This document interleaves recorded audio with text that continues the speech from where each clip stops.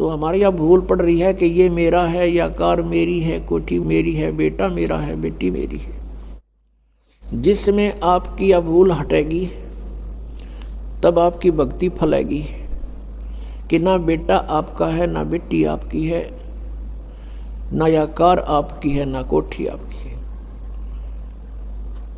अब आपके बच्चे नहीं हैं, ये परमात्मा के बच्चे हैं। आप परमात्मा के नौकर हो और परमात्मा ने आपके पास ही अपने बच्चे भेज दिए, बेटा या बेटी।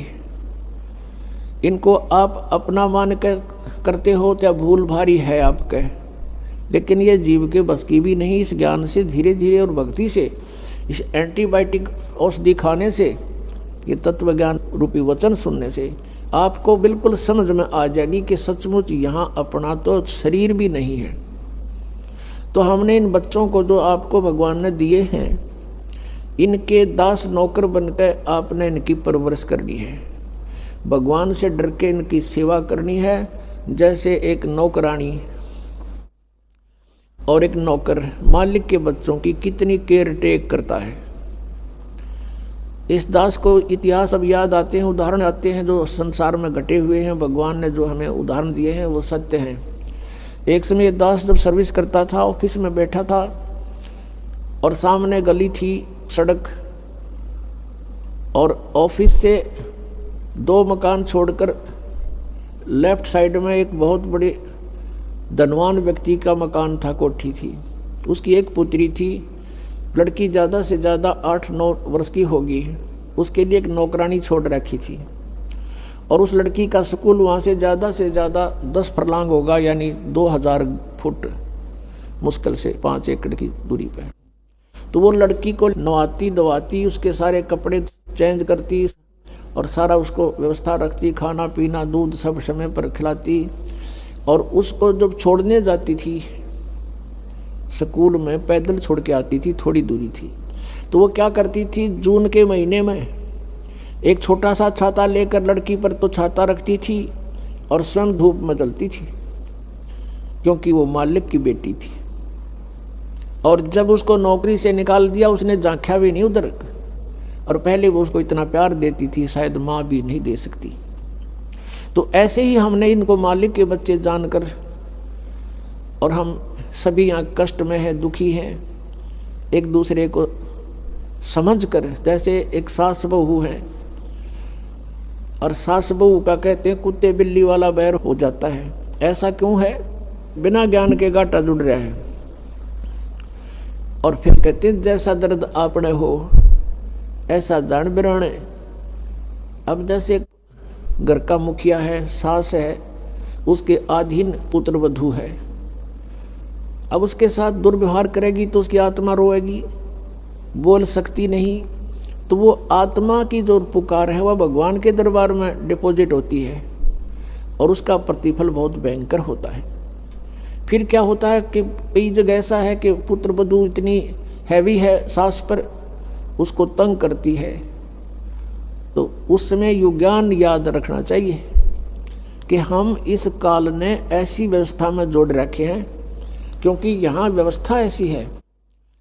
अब जवान बच्चे का और बूढ़े का कभी भी मेल नहीं मिले, ना मन मिले, ना व्यवहार मिले, ना विचार मिले, और फिर रहना इकट्ठा, सास और बहू ने इकट्ठा रहना और कति विचार नहीं मिले, यह गारंटीड बात है। और इसलिए झगड़ा रहेगा, यह भी रहेगा, लेकिन इसका समाधान इस ज्ञान से होगा। देखो, कोई भी घर में हानि करके प्रसन्न नहीं हुआ करता, कोई भी नुकसान करके राजी नहीं, लेकिन हो जाता है। और फिर उसके ऊपर एक दूसरे के साथ खींचातानी करे, तूने ऐसा कर दिया, तू ऐसा करता है, ये करता है। को बालक उसने प्यार से समझा दे, लेकिन नुकसान जो होना है आपके भाग्य में पूर्व निर्धारित है, वो होके ही रहेगा। और वो नुकसान तो हो लिया और फिर वो झगड़ा बाकी रह गया, बेमतलब की टेंशन। जब आप परमात्मा की शरण में आ जाओगे, ये हानि भी नहीं होगी आपके, सत्कर मान लेना। और इस ज्ञान से जब यो मन बकवाद करेगा, इस ज्ञान रूपी लगाम से यू रुकेगा। एक सास बहू थी, बुढ़िया बहुत लड़ा करती अपने पुत्र वधू के साथ, इकलौता पुत्र था। अब बेटा न्यू सोचा करता भाई माँ की बात नहीं मानी तो माँ की आत्मा दुख पाओगी, वो भी अपनी पत्नी को ही धमकाया करता, गलती होती से ना होती, माँ को प्रसन्न करने के लिए। और बुढ़िया बहुत कलियारी थी। अपन आत्मा एक परमात्मा लीला बख्शते हैं, करते हैं, दया करते हैं। एक बहन सत्संग में जाया करती थी बुढ़िया माई, वो उनके घर चली गई, कुदरती परमात्मा भेजते हैं। और वह बुढ़िया लाग रही कति श्लोक सुनान अच्छी बूंदी कहना अपनी पुत्र वधू को, और वह बेचारी बोल रहा नहीं। अब बोलूँगी तो फिर सामने अपने बेटे दगड़वाएगी, तो वह बेचारी चुप रहने में अपनी खैर समझ रही थी। अब उस बहन जो सत्संग में जाती थी, परमात्मा परमेश्वर के विचार सुनती थी, उसने सोचा ही तो नरक हो रहा है इनका घर। उसने उस बुढ़िया को सहज सहज प्यार से कहा, बहन सत्संग में चलेगी? ना हम नहीं जाया कर सत्संग में, ये तो उलगी जाया कर ठाली, जिन्हें कोई काम कोई ना। हर बुढ़िया ने काम बहुत लड़ने का, और काम नहीं उसने, वो छूटे ना उसने फिर दूसरे तीसरे दिन फिर कहा कि आए एक बार मेरे साथ चल, कोई भी ना रही मेरे साथ चलने वाली, और मैं अकेली रहेगी, सत्संग में जाना है, जल्दी आ जावांगे। वह उसकी मुंह लागती सी थी। उस दिन वह बुढ़िया उसके साथ चलेगी। अब साथ चलेगी तो वह सत्संग सुना, सत्संग सुने तो पुण्यात्मा असर होया कर, ऐसी बात नहीं। जब तक हम कुएं के मेंढक बने रहेंगे, हम उसी क्रियाओं से लिप्त रहते हैं, वैसे ही विचार हमारे बने रहते हैं, और ज़्यादा ही दुख और बुराइयां हमारे अंदर प्रवेश होती रहती हैं। बुढ़िया ने सुने विचार, उसकी तो एकदम जो है ना एकदम परिवर्तन आ गया उसके अंदर। अब सचमुच हमने आपस में नहीं किसी को दुखी करना चाहिए। कथा सुनाई गई कि एक व्यक्ति था,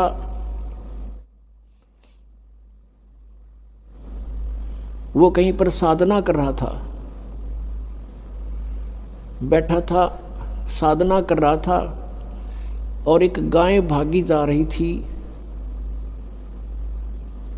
और वो गर्भवती थी, और उसको ये आभास हो गया था कि कोई कसाई उसके पीछे पड़ा हुआ है।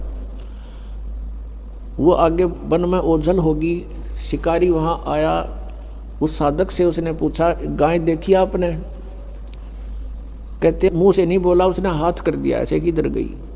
वो कसाई ने वह गाय ढूंढ ली, वो मार दी। उसका भी प्रतिफल उसको भोगना पड़ा। कहते हैं फिर उसकी बाजू कट गई। इतना भी हम सहयोग देते हैं किसी अन्य दुष्कर्म के अंदर, इतना भी हमें हानि होती है। जैसे हमने मना किया है बीड़ी शराब मांस तम्बाकू पीना नहीं है, और किसी को पीने में सहयोग भी नहीं देना, उठा के भी नहीं देना, उसमें भी हानि होगी। आपको मर्यादा सारी पालन करनी होगी। कहने का भाव ये है कि एक व्यक्ति था, और उसकी पत्नी बहुत लड़ा करती, बहुत झगड़ा करती थी, बहुत बुरा बोलती थी। तो किसी ने, वो जो व्यक्ति था अगले जन्म में जिसकी बाजू कटी थी, वो साधना कर रहा था, साधना कर रहा था, कहीं पर अगले जन्म में भक्त बन गया। तो उसकी किसी ने आकर के अचानक पहले तो उससे पैसे पूछे, बाबा जी पैसे निकाल सारे, पैसे नहीं है भाई मेरे दो, उसकी बाजू काट दी। अब उसने सोचा भाई मैं भक्ति भी कर रहा हूँ और यह आपत्ति मेरे पर कैसे आ गई। उसने सोचा भी मैं इसका किसी से कारण पूछूं, मेरा कौन से जन्म का पाप था।